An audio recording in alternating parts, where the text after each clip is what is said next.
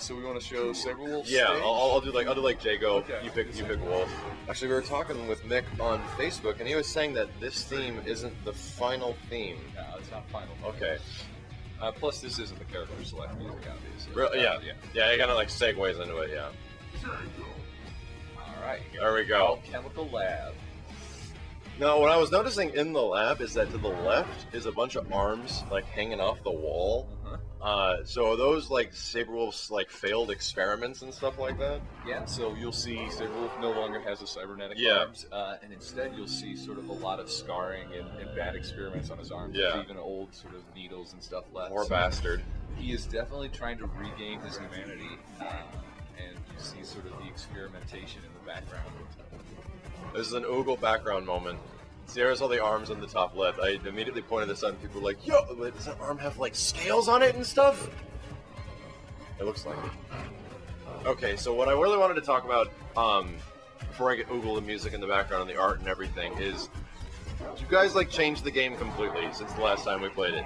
Like, the game is now completely different because you added a way to stop combo breakers, and you also allowed people to break anything now. Is that right? Absolutely, yeah. I wouldn't say it's changed completely.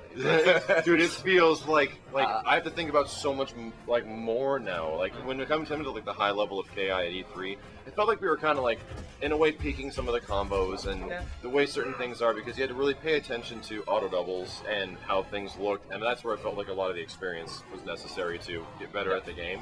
But now you add this factor into it. I know what you're thinking, and that becomes a whole mind game in itself. So it feels like there's this huge game in the combos now. Absolutely. I mean, we think of it sort of as a natural extension of what we'd started. Yeah. You know, one of the things that was always sort of problematic in past KIs is that people found unbreakable combos. And they would just do those. Absolutely. So what we did was basically make every single part of the combo breakable. Oh my god. Once an opener is done, anything thereafter can be broken. So this means now, like, linkers weren't breakable before, they're now breakable? Now they're breakable. Okay. Shadow linkers are now breakable, and even enders under circumstances. So if I just go opener ender, now you can break the ender. Whoa, I just realized what you just said, that enders are actually breakable if you do the ender just immediately after. How would you break an ender? Is that the same? Just heavy punch, heavy kick. Okay, that's the heavies? all enders are on heavies. That's right? true. Oh my gosh, let's demonstrate some of this. Yeah, let me do, I'm going to do ragged edge into an ender and then just break the ender with heavy. Okay. And started, and that's it. So it's like, even though your little basic combo that you're just going for maybe like 15% or something like that, it's actually unsafe at this point. Exactly. Wow. That's actually kind of sick. I need to see, so every stage has like a unique thing that happens with ultras. We're definitely going to have to see what happens in this one. It is worth the wait. And now, as far as breakers go, so let's talk about counter breakers, which is, in my opinion, like, somehow you guys added something that's more hype than ultras, and counter breakers are it. So let's explain like what it is, and from what I understand, it's essentially you baiting somebody that is about to do a counter breaker onto you. Exactly. Yeah. Now we call it a bluff. Okay. Because what you're doing basically is you are betting that the other guy is going to combo break you. You go into your stance, and then if they do combo break, you get the counter break. Gotcha. But if they don't, you're going to get punished. Gotcha. Because you stay in the bluff. You sit in like a pose animation. Okay. So why don't we show this? I'm going to do some heavies. Okay. And then just sort of bluff you. I'll break like your second heavy auto double. Oh, this. I thought you meant off break. I'll do the first one. There. This huge like lightning effect like blasts from the left side of the screen to the right. Okay. And you get a guaranteed lockout for 4 seconds when it hits. That's longer than normal lockout, yeah, right? normal lockout's 3 seconds. So you want to really reward the bluffs. All right. If you get a counter breaker, like you said, it is, if it's possible, it's almost a more high point than. Oh my gosh. I want to see almost how long. So your combo can kind of like just keep on going, like forever if you keep bluffing. You know, a whole life bar's worth, right? Oh my god, okay. Although damage scaling would start to kick in. Okay. So we don't reset damage scaling yet on a bluff. It's something we're going to look into. Okay, like the damage like factors that happen there. Okay. So as of right now, the combo just keeps going. Keeps going. Alright. Plus, if you do it early, right, then like for Saberwolf, like if I counter break you, let's just do what we did. Yeah.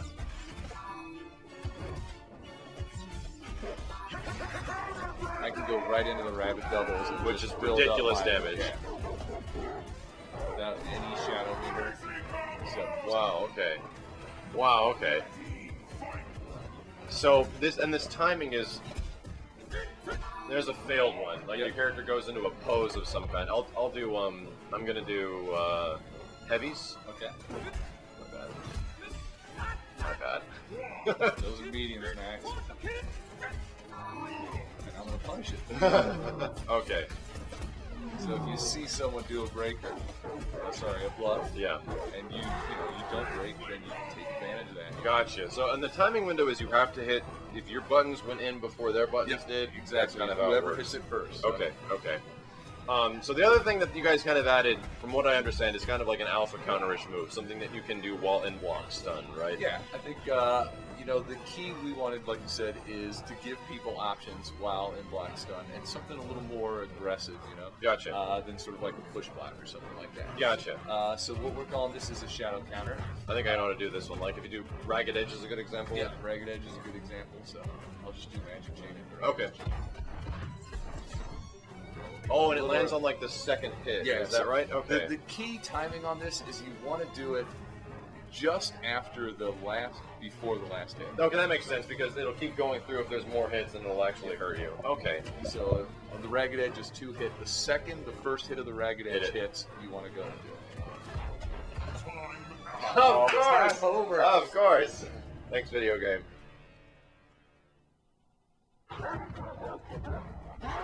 We gotta listen to music. It's fun. Oh, I need to build a little bit of meter. Okay. So, my bad.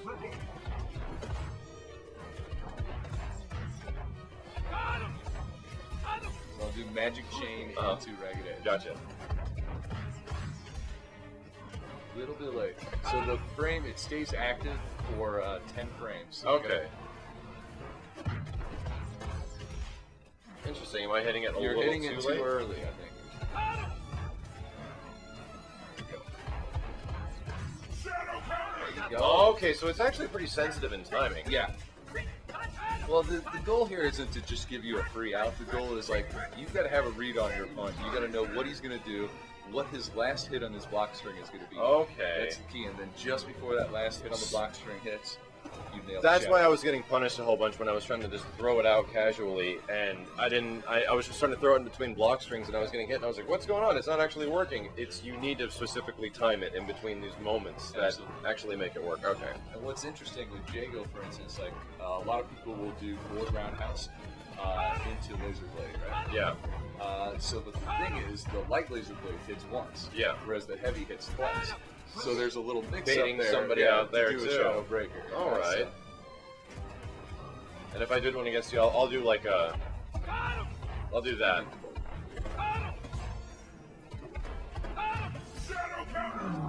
Gotcha. So I scream shadow counter, and you get an immediate shadow move. Yep. And that comes as a result, which starts your combo. Exactly. It's a shadow opener, so that's a guaranteed hit. Okay, so since we're talking about shadow moves, let's talk about how you can actually break shadow moves now. All right. Let's show it really quick. And what's a good example of like Jago's sword? Why don't I do it to you? This one's actually the easiest one. So I'm going to do Leaping Slash. Block a little bit. Yep. So I'm going to do the Leaping Slash, and it's almost just mash timing. Okay. For this one. Bing, This bing, is probably the easiest one. Oh, sorry. That's because it's still an opener. Oh, it's counted as an opener. Okay, I'll block. Alright, let's try it. Okay.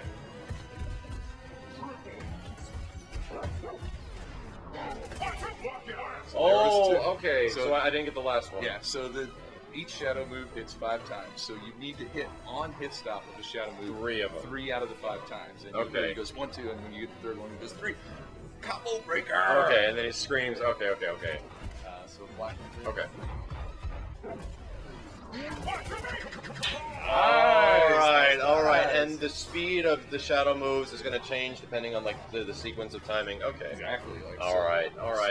I'm wondering. So, is there anything else we covered? We covered the shadow counters. We covered the new combo breaker system with I like to call them faker breakers or bluff breakers. We covered We covered how you can break shadow moves now, and you can break anything. So is there anything that's critical? A quick thing is just how you break linkers, right? Yeah. So, I'm going to do some linkers here with Saberwolf, and the key is a light linker will always hit once, whereas a medium linker will hit twice. Gotcha. And that's how you can read which one it is. Okay, and then you break light linkers with light punch, light kick, and mediums with both mediums. Okay.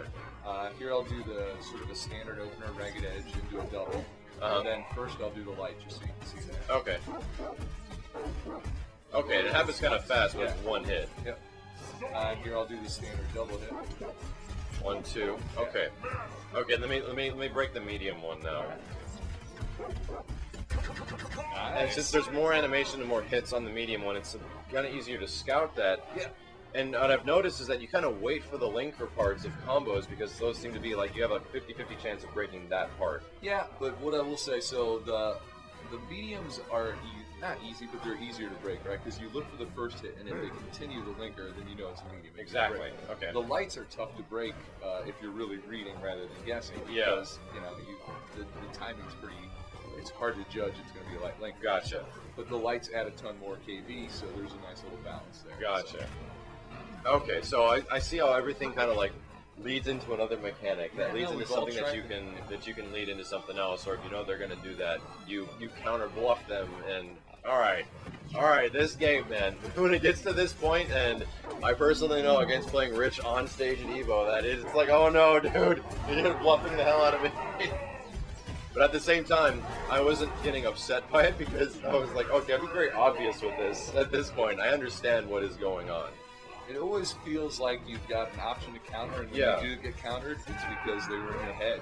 They're literally in your head. It's not like they were doing a crazy execution combo. They're in your head at that point. Okay, I can appreciate that. Let's try to get to the end of the stage. I'll give you a little bit of instinct mode so we can get Saberwolf to do his big ass combo on his stage.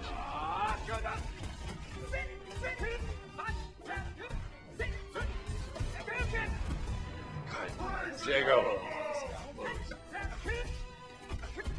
Oh, Manuel, look at Max, styling.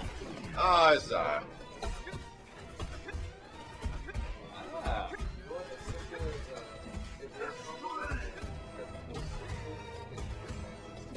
Yeah. But when you can full off on it's so fun.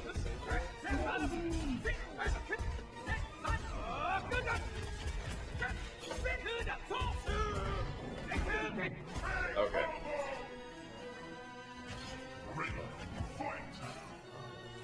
Show the taunt real quick. Yeah. Saberwolf's taunt. I actually love it. That's my favorite one in the game so far.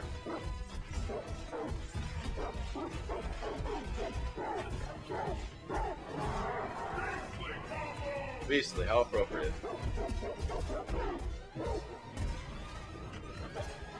Oh, and you can actually combo that into throw. Okay, that's good to know. You can tech the throw. Okay. So it's a risk, but it is unscaled damage if you get the throw. Oh, okay, so that's actually really good. Okay. Oh,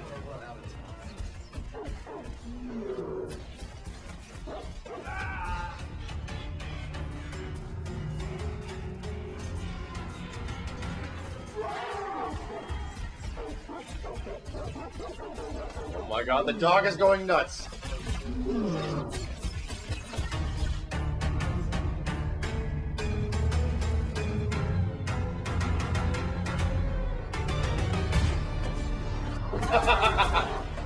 And it does a melody at the end of the giant swipe. Alright, that's pretty freaking awesome. I think it's finally getting a tight taste of like everything put together, like new stages, new characters, new mechanics. Yo dude, killer instinct.